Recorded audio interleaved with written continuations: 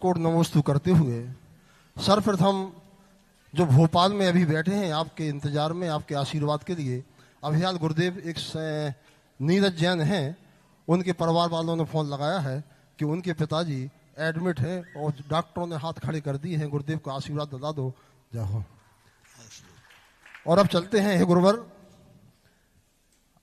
आप परसों कह रहे थे कि खनिया थाना को तो मैं ऐसा बंजर भूमि समझकर बीजारोपण करके गया था और यही सोच के गया था कि देखते हैं खनिया थाना में कितनी दम है।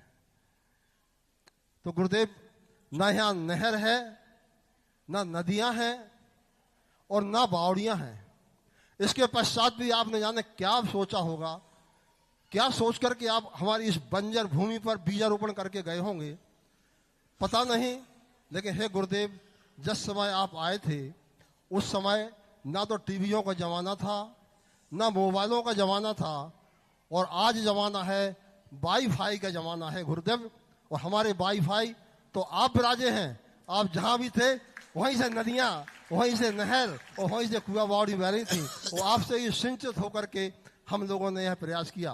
तो हे गुरुदेव, अब मैं चलता हूं अपने मूल उद्देश्य की ओर कि हे गुरुवर, जब से इस पंच कल्याण का नाम सुना तो वास्तव में हे गुरुवर हमारे परिवार के लोग इतने दीवाने हो गए कि हमारी माता राम जाने कब से 1 लाख रुपए जोड़ के रखे थी और यही कहती थी कि हम महेंद्र को सौधर्मिंद बनाना है। इसके पश्चात अब मैं तो गुरु सची इंद्राणी कह सकता हूं, है हमारी सची इंद्राणी, जो कि अभी श्रवण बेदगोला की यात्रा पर है अपने मायके पक्ष की ओर से। उनके बराबर फोन आ रहे थे कि बोली जितने चाय में जाए बोली लेना है। हमारे बच्चे कह रहे थे कि पापा आपने कमाया है, आप लगा दो, हम में बहुत हिम्मत है, हम फिर कमा लेंगे। और इनके ही प्रयास से हमें यह मौका मिला।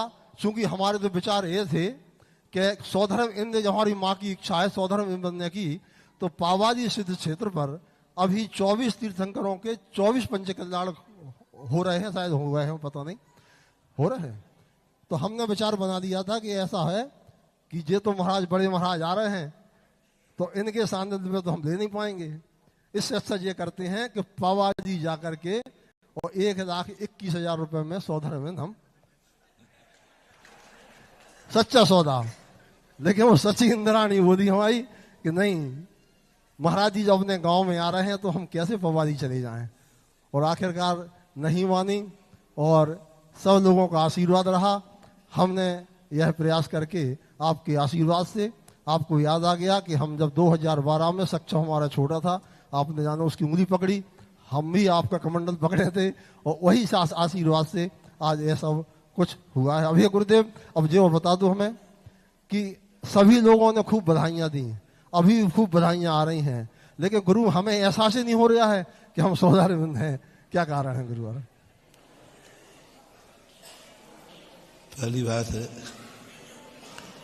कि नहर नहीं है यहाँ, नदी नहीं है, तालाब नहीं है, कुएं नहीं है, लेकिन कभी कभी कुछ भूमियां ऐसी होती हैं जिनमें यदि बोने वाला कुशल हो तो बिना पानी की भी फसल लहराती है। आज टीवी का जमाना है, आज मोबाइल का जमाना है। तुम समझो कि ये मोबाइल चल रहा है, टीवी चल रही है, इसलिए ये सब इतना प्रभाव दिख रहा है। नहीं, ये टीवी मोबाइल तो हवा है। गोलाकोट का जब हमने विकास का बीड़ा उठाया था, उस समय क्या टीवी थे? देवगढ़ बना क्या टीवी थे? 9 गजरा चले लगे तो उनमें टीवी थे। लोग कहते महाराज जी इतने चैनल हैं इसलिए इनकी प्रभावना ज्यादा हो रही है, इसलिए बड़े बड़े तीर्थ क्षेत्र बन रहे हैं। जिनको जलन होती है ना, वे कोई ना कोई बहाना ठोक देते हैं, वो तो वो चैनल चल रहे ना इसलिए खूब पैसा आता है, इसलिए बड़े बड़े क्षेत्र बन रहे चैनल के कारण से, जिज्ञासा के कारण से। अरे भाई, सन 1990-91 में देवगढ़ का विकास हुआ, टेप रिकॉर्ड भी नहीं थे, कोई नहीं था। देखो कितना वहां पंच गजरत हुए थे, ललितपुर के 9 गजरत, अशोकनगर की त्रिकाल 24, सप्त गजरत, और अपना धर्म तीर्थोदय तीर्थ गोलाकोट। उस समय क्या था बोलो भाई? तो उस समय भी यही हुए, इससे बड़े बड़े काम हुए, ऐसी बात नहीं है। ये बाहर साधनों का उतना प्रभाव नहीं पड़ता, अंतरंग उपादान सिद्ध होना चाहिए। आत्मोपादान, स्वात्मोपादान सिद्धि एक शब्द दिया है पूज्यपाद स्वामी ने, स्व आत्म उपादान सिद्धि। अपना उपादान की यदि सिद्धि है तो ना पानी की जरूरत पड़ेगी, ना नहर की जरूरत पड़ेगी, और बीज फल के लहलहाएगा। इतने बड़े बड़े काम हुए, बहुत बड़े। जयपुर का चतुर्मास हुआ, उस समय क्या था? कुछ नहीं था। संस्थान की स्थापना हुई, उस समय क्या था? कोई टीवी नहीं, कोई भी शिलान्यास का भी फोटो ढूंढने से मुश्किल से मिलेगा। संस्थान की स्थापना के कोई टीवी नहीं था, कोई लाइव नहीं थे। ज्ञानोदय तीर्थ की स्थापना हुई, कुछ भी नहीं था। ये तो अभी आए टीवी में भी, तो जब भीड़ 2004 के बाद शायद, उसके पहले कुछ नहीं था। तब भी वही ठाठ थे, वही प्रभाव था, वही दातार थे, वही आशीर्वाद था, और वही दिन दूना रात चौगुना फल रहा था। हमारे आचार्य श्री ने हमेशा एक ही बात का संदेश रहा, अवस्था सही रखना, व्यवस्थाओं की जरूरत ही नहीं पड़ेगी। संस्थान की स्थापना हुई उस समय, देखो क्या ठाठ से हुई, कुछ भी नहीं था उस समय। बल्कि लाइव के बाद उतने ऐतिहासिक काम नहीं हुए जो लाइव के पहले हुए।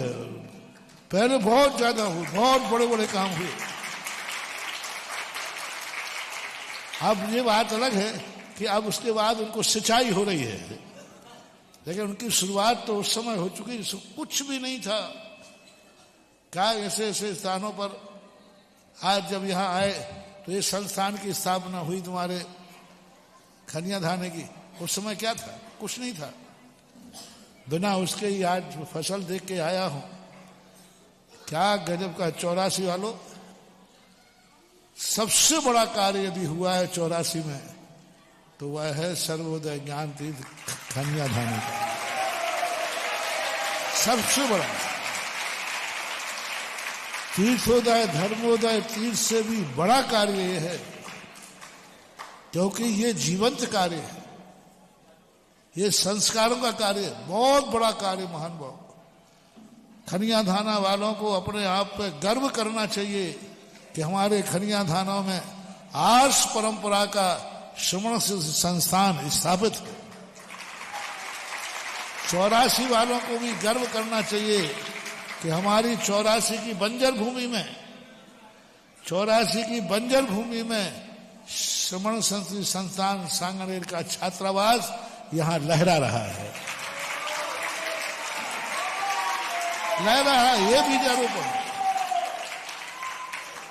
लोगों ने कहा था महाराज जी यहां चलने वाला नहीं, मैंने कहा चलो, नहीं चलेगा तो नहीं चलेगा, चला तो देना दो।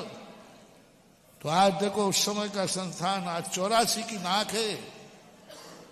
मैं कहता हूं सब तीर्थ जितने बने, दोनों तीर्थों से भी बड़ा गौरव का कार्य है तुम्हारा संस्थान, जहां तुम्हारे बच्चे संस्कारित हो रहे हैं, संस्कार ले रहे हैं।